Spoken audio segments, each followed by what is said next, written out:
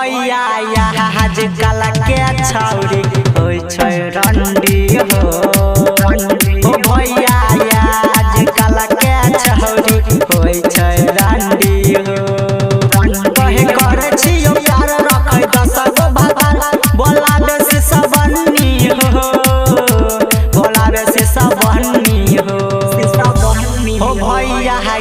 आजकल के छौरी होय छै रंडी हो भैया आजकल के छौरी होय छै रंडी हो कहे करे छियो प्यार रखै 10 गो भगवान बोलावे से सबन्नी हो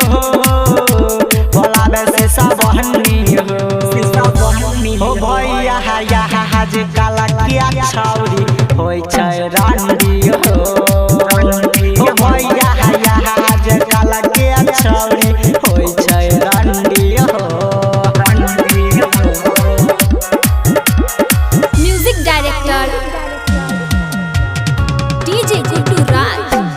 लखनपुर महेश पटेल सीएसपी मनोरंजन फिल्म्स विधान बाजार समस्तीपुर भैया छोटे छोटे कपड़ा पहन के चलै लागै छी गई नांगा हो सीना पर रखै हिमालय पर्वत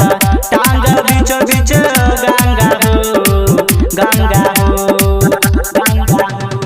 बलिया बनारस यारा छपरा चाहे मधुबनी हो भैया आजकल के छौरी होय छै रंडी हो भैया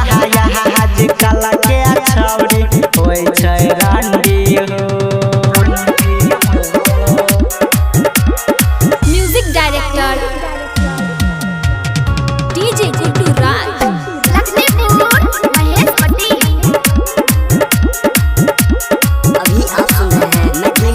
स्टेशन से राइटर प्यारे जी लिखै छै जे सब देखै छी कई सीना हो छौरी सबके ठकले है बिना होय नै छै नीन हो अभी कसा बिहारी के रह चटाबै अपन हंडी हो भैया आजकल के छौरी होय छै रंडी हो भैया आजकल के छौरी होय छै रंडी हो सीएसपी मनोरंजन फिल्म्स विधान बाजार समस्तीपुर।